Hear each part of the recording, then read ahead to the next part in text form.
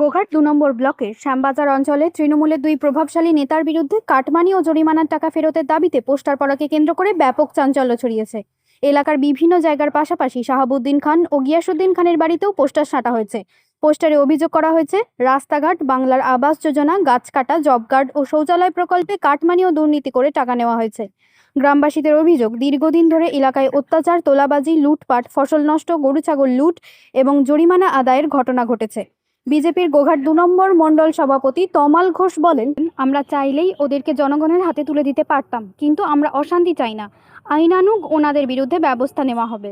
গত 18 সাল থেকে আমাদের উপরে প্রচুর অত্যাচার চলে। আমার দাদাকে মারধর এবং ঘর ছাড়া করে দেয় এবং লুটপাট, যখন তখন মিন্টু, মাফিজুল ওরা অস্ত্র দেখাতো, দেখিয়ে আমাদের কাছ থেকে বলতো পয়সা দে, না হলে মারবো, ধরবো, বিভিন্ন রকম করতো। আর গিয়ার নেতৃত্বে, গিয়া সাবুদ্দিনের নেতৃত্বে এগুলো হতো। আর প্রতিদিন সন্ধেবেলা হলেই মেয়েদের উপরে প্রতিটা ঘরে অত্যাচার করতো এবং পয়সা লুটপাট, প্রতিদিন বন্দুক দেখাতো। ওদের কাছে আগ্নেয় অস্ত্র আছে, ওরা এইভাবে রাজ করতো শ্যামবাজারে। আরে এগুলো সব গিয়া সাবুদ্দিনের লোক, তৃণমূলের লোক। এরা বিভিন্ন রকম অত্যাচার করতো। আর ওরা তোলাবাজির কোনো শেষ নাই। বাজারে কোনো যদি মাল কিনতে যেত, বলতো আমরা কোনো দিন পয়সা দিয়ে বাজার করি না। এইভাবে অত্যাচার করতো। পুঁজি বাজার বা মুদির বাজার, যে কোনো বাজার। আমাদের গরু ছাগল লুট করে ওরা খেয়েছে, আমরা তাও কিছু করতে পারিনি। আমাদের বাদাম থেকে, চাষের জমি থেকে সব নষ্ট করে দিয়েছে। 21 সালে মানে এমন কিছু নাই যে করেনি। ওদের যত রকম কষ্ট ছিল সব আমাদেরকে দিয়েছে। আমাদেরকে 5 মাস ঘর ঢুকতে দেয়নি। এবং যখন ঘরে আসি তখন আমাদেরকে মোটা অঙ্কের টাকা দিয়ে আমাদের বাড়িতে ঢুকতে হলো। এরকম অত্যাচার আমাদের উপরে চালিয়েছে। মোটামুটি একজন 2 লাখ 1.5 লাখ যাকে যেমন ডিমান্ড করেছে দিতে হয়েছে, না হলে তোরা বাড়িতে থাকতে পারবি না। আমরা এখন চাইছি শান্তি চাই, প্লাস ওই যে কাটমানি নিয়েছে ফেরত চাই, এবং আগ্নেয় অস্ত্রগুলো যেটা আছে এইখানে, সে অস্ত্রগুলো আমাদের কাছে নিবেদন যে ওই আগ্নেয় অস্ত্রগুলো যেমন বার করা হয়। আজকে যদি ওরা অন্য জায়গায় নুকিয়ে দেয়, দিয়ে যদি বলে নেই, ওটা নেই বলে হবে না তো। ওরা আমাদেরকে দেখিয়ে ওটা লুট করেছে। ওদের কাছে আগ্নেয় অস্ত্র আছে। আমাদের বিশেষ নিবেদন যে ওই আগ্নেয় অস্ত্রগুলো যেমন উদ্ধার করা হয়। এই বলে আমার বক্তব্য শেষ করলাম। আমার নাম শুভদীপ ঘোষ। অত্যাচার করতো মানে ওই রাস্তার দিকে আমাদেরকে একদম পেরাতে দিত নি। ঘরের ছেলেদিকে তো ছেলেরা করতো, আবার আমরা গরিব দুঃখী মানুষ, আমরা ওই কলে কাঠ কিনতে যেতাম।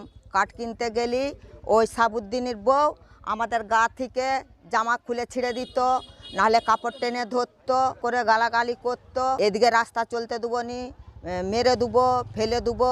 আমাদের সামনে দাঁড়িয়ে বলছে ডিজেল এনে রেখেছি, শুধু রায়টা বেরাবার আগে ছেলেগুলাকে তোদের সামনে ডিজেলে করে পুড়িয়ে মারবো, আর তোদেরকে আমাদের ঘরকে তুলে তুলে নিয়ে যাব।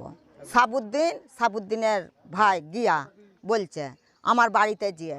এখন ভয় পেতাম বলে ওই কালী মোড় থেকে ওই ধার দিয়ে গেলে আমাদের জীবনগুলো হাতে মুঠো করে যেতে হতো।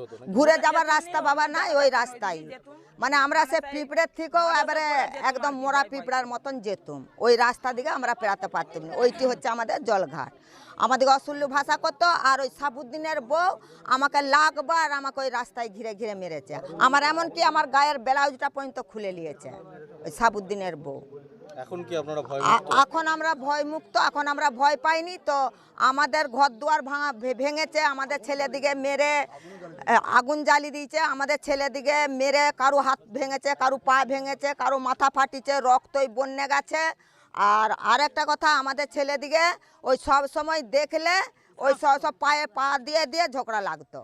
বাজার দিকে বেড়া কি রাস্তার দিকে বেড়া, অমনি পায়ে তেমনি করে গোড়ালে দিত, দিয়ে দিয়ে ছেলেদিকে মারধর করতো শুধু শুধু। সব সময় আমরা আতঙ্কা থাকতুম।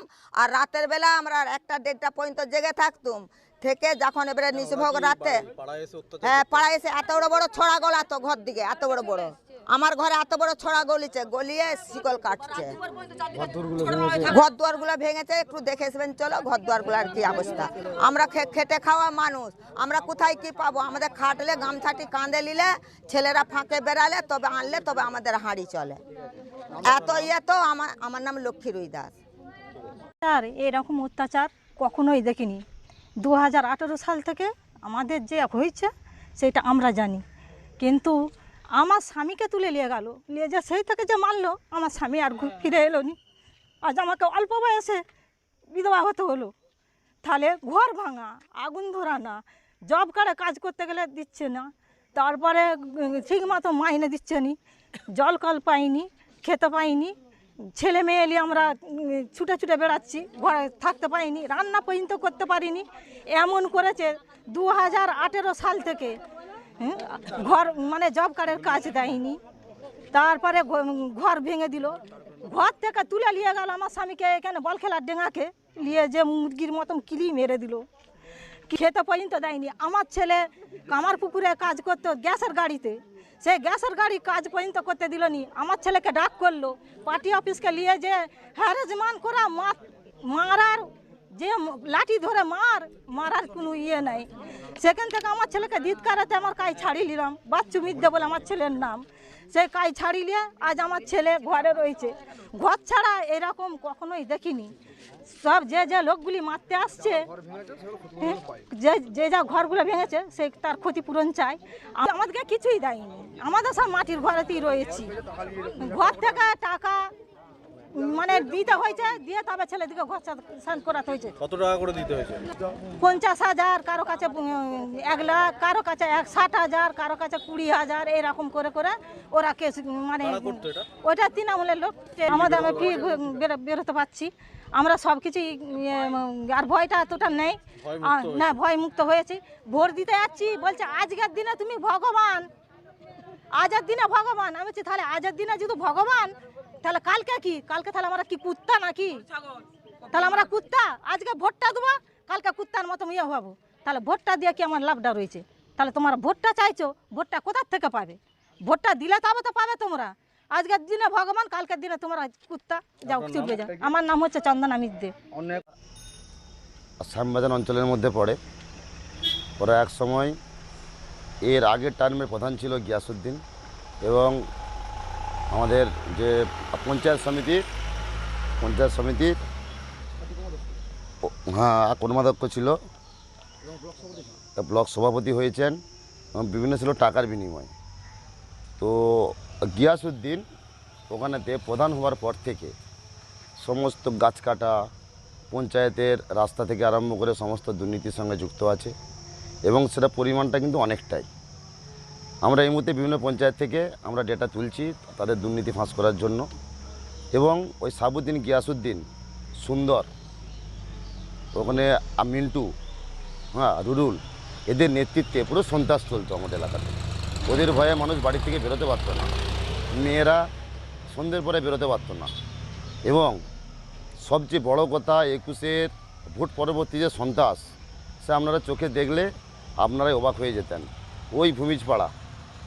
ওই ভূমিজপাড়াতে একটা পুরুষকেও বাড়িতে থাকতে দিত না। সন্ত্রাস আমি মুখে আপনাকে বোঝাতে পারছি না কি সন্ত্রাসের মধ্যে সবাই ছিল, আতঙ্কের মধ্যে ছিল। সে সন্ত্রাস শুধু ওখানে না, ওর প্রভাবে আপনার একবার মুল্লুক থেকে আরম্ভ করে প্রতিটা জায়গায় একবার বাড়ি ঘর দুয়ার ভাঙচুর থেকে আরম্ভ করে নারী নির্যাতন থেকে আরম্ভ করে একটা ভয়ের পরিবেশ। ওদের নেতৃত্বেই মামুদপুরে একটা মার্ডার হয়েছিল, সেখানে এমন একটা সন্ত্রাস তৈরি করেছিল, সে সন্ত্রাসের মানে ভাষা দিয়ে আপনাদেরকে বোঝাতে পারবো না আমি কি জায়গায় ছিল। প্রতিটা মানুষ একটা আতঙ্কের মধ্যে ছিল। এই যে সামনে এই যে আপনাদের এই যে ভোট হলো, ভোটের দিন পর্যন্ত, রেজাল্টের আগের দিন পর্যন্ত ওদের বাড়ির লোক, ওরা আগে থেকে বুঝে গেছিলো বিজেপি ক্ষমতায় আসছে। ওরা ওদের বাড়ির সমস্ত আসবাবপত্র, মহিলা, বউ, মেয়ে, ওদেরকে বাইরে পাঠিয়ে দিয়ে রেজাল্টের আগের দিন পর্যন্ত চমকানি দিয়েছে। ওরা ক্ষমতায় আসলে এ করে নেবে, সে করে নেবে, এবং ওদের পার্টি অফিসে, বিভিন্ন পার্টি অফিসে, ওদের নিজেদের বাড়িতে বিভিন্ন রকমের আগ্নেয়াস্ত্র মজুদ ছিল সে সন্ত্রাস করার জন্য। আজকে সাধারণ জনগণের সেই যে এই সন্ত্রাস থেকে মুক্তি পাওয়ার জন্য বিজেপিকে ভোট দিয়ে, বিজেপির বোতাম টিপে আজকে বিজেপিকে ক্ষমতায় এনেছে।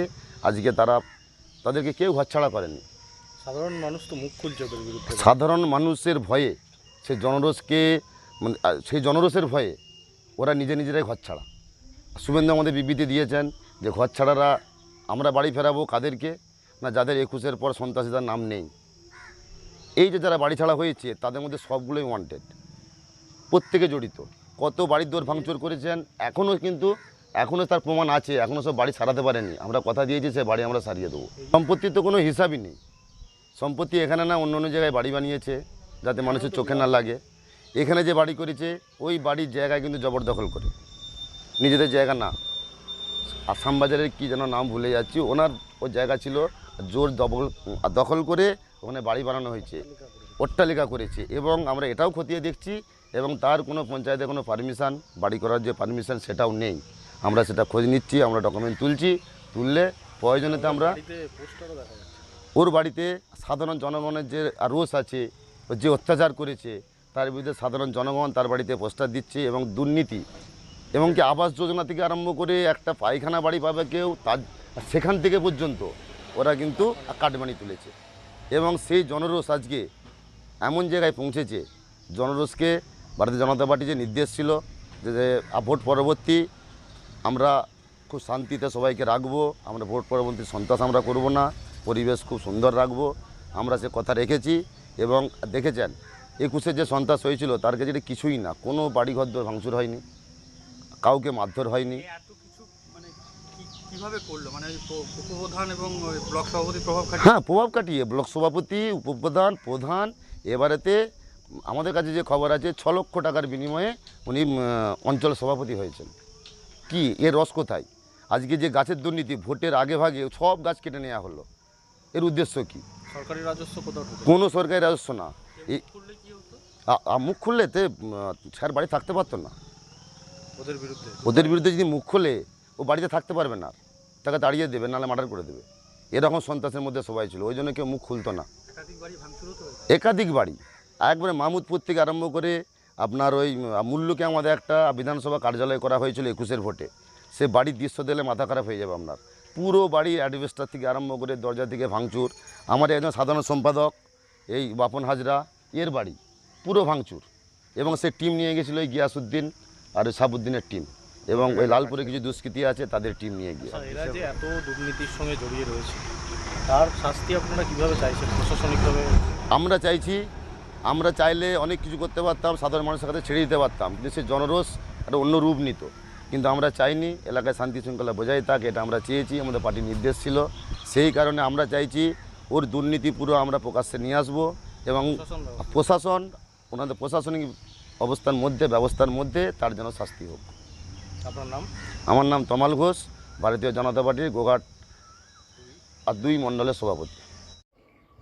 আমি গিয়াসউদ্দিন খান।